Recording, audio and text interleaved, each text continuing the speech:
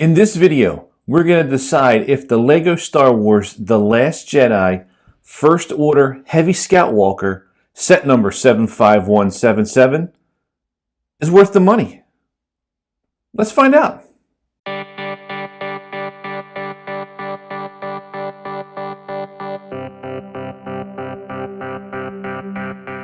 Hey everyone, welcome to Hobby Bricks. My name is Chris, and if this is your first time here, please consider subscribing. And we review LEGO stuff, and we talk LEGO. So if you're into LEGO, consider subscribing. Okay, so as I said, we're gonna take a look here at this LEGO The Last Jedi First Order Heavy Scout Walker. It's set number 75177. It's 554 pieces. It retails for $49.99. We get 4 minifigures, and it's recommended for ages 9 to 14. This is our set. It's an interesting set, I'll say that. So I guess what we'll do is, before we come to our final verdict, we'll take a look at our minifigures, and then we'll take a look at the set, and then we'll see what our decision is. So let's get into this. Okay, so here's our 4 minifigures. We have General Hux, we have the First Order Gunner, we have a First Order Flamethrower, and we have a Resistance Trooper. The Gunner and the Flame Trooper really aren't exclusive. This is General Hux. This is the only way we can get him in the set, or in this wave. He did come with Kylo Ren's shuttle last year. I do, however, believe this is a different version for him.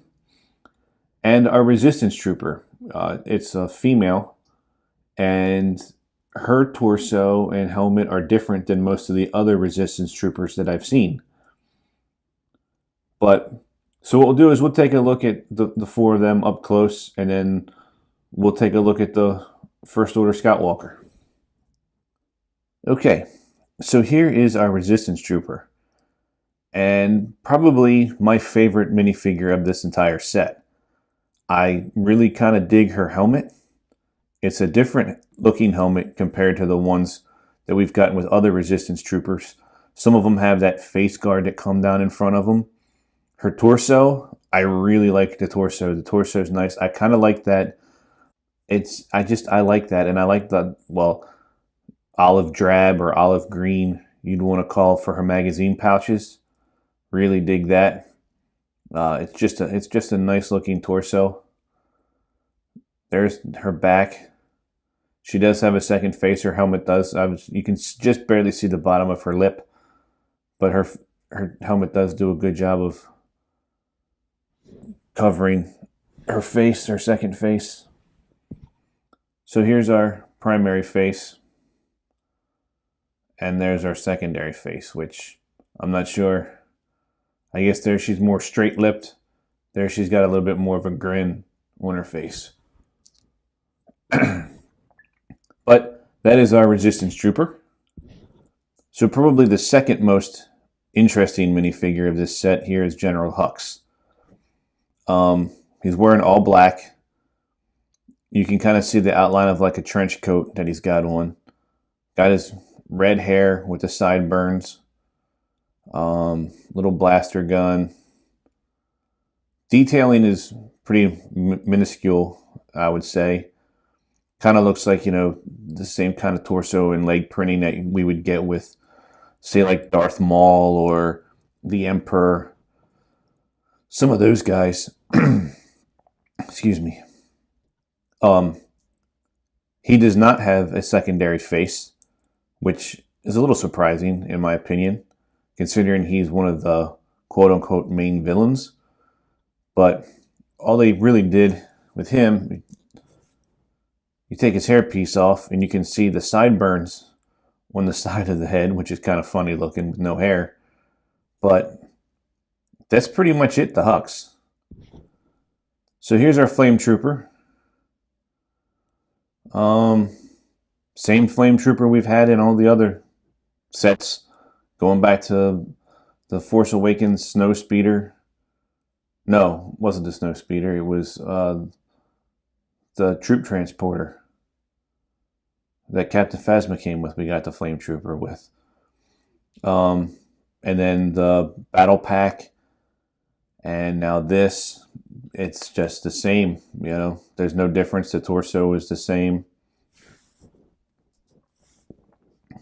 Angry clone face.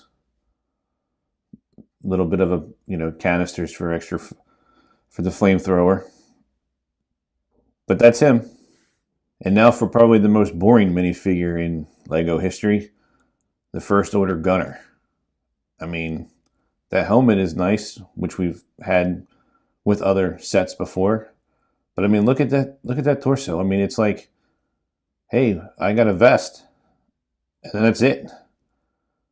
I mean, there's really nothing else to this guy. I mean, at least he doesn't come with the stud shooter, so I mean, that's something. But then, I mean, even his face is kind of like a boring face. There's nothing. There's no secondary face. There really isn't anything to him at all. I don't even really know what else to say except just boring. Okay, so here's our First Order Heavy Scout Walker. I will start off on the positives. Pretty much, if you could envision this from the neck, which I would call from here up, I quite like the build. Everything from the neck down was boring. I got really tired of the repetitive nature of this build. I just did not enjoy it whatsoever. The top half, I did. I like the look of the top. I'm not real crazy. As you can see, the missiles are easily noticeable. The fins are for sure. But I like the look of like the rake of the head is kind of cocked forward. I like that look. I like the two big blaster cannons at the top. I definitely dig that. I like this. It's got room up top for two people. I don't really understand the design of this as far as even for the universe of Star Wars. I mean, I can't quite figure out, I mean, what in the world would they have designed? I mean, the way this worked, well, here, you roll this along and it runs on pins and they go up and down, kind of like that, okay? That's the big, but I mean, look, you can see the wheels. The wheels, you can't even, I mean, even at least with the snow speeder from Force Awakens and some of the other sets, they hide the wheels pretty well. This, they don't. You can, I mean, look how easily you can see the wheels. But as far as getting back to the in-universe, what in the world would they have built in Star Wars that would have required 8 legs that for something this small? I just don't understand the reasoning behind it. I mean, I know the Lego builders have to go with whatever it is that they're given, and then I guess, I don't know if they get to decide, okay, well, these are the vehicles that we want to build, or if Disney comes to them and says, no, look, this is what I want you to build, and then they have to build it. I don't think it would work that way. There's probably some kind of a compromise. And from what I understand, each set is given kind of like a budget of what they're supposed to do. I don't know where this was going. The bottom half is just not, I just don't like it that much at all. That's the front view. It's kind of a weird look to it from the front. Here's the other side. Again. Okay. The top that opens. And then on the inside, you can see we have one printed piece there, which is actually a very nice printed piece. Then we have 2 seats with no studs. That's got the, what do you call it? Like the compression.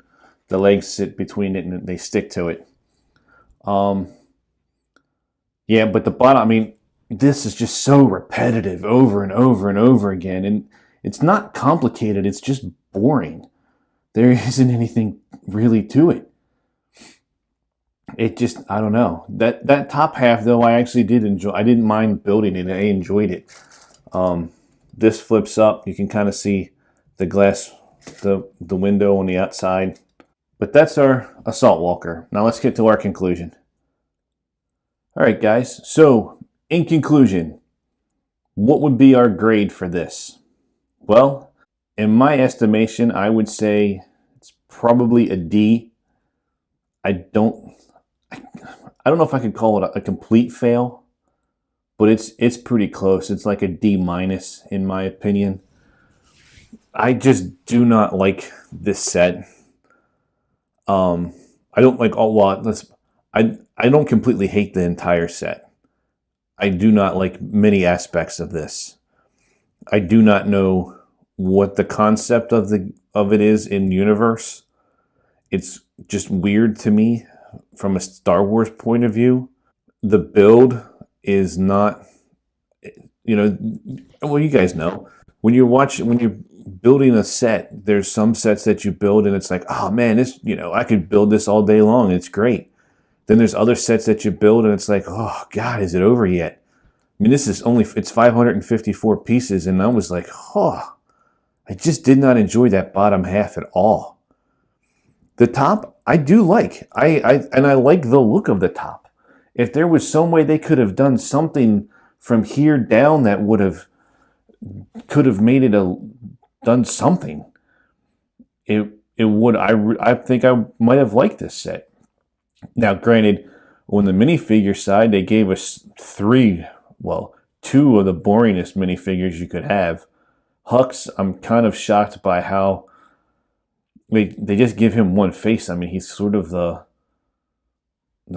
of the main villains, and you only get one face on him. I mean, the Resistance Trooper, you get at least two. And to me, the standout minifigure of the entire set is the Resistance Trooper. She's a cool minifigure. I like her look. I like her helmet. Everything about her is nice. The rest of them are kind of, ugh. I don't know. This one kind of threw me for a loop, actually. I just didn't really know what to do with it or what to say about it. I mean, I'm not trying to bash on it too much because it's just my opinion. I mean, there are people who are going to enjoy it, and that's great. Kids are probably going to like it. The fact that it can roll around, the legs go up and down so much. It's kind of a neat thing.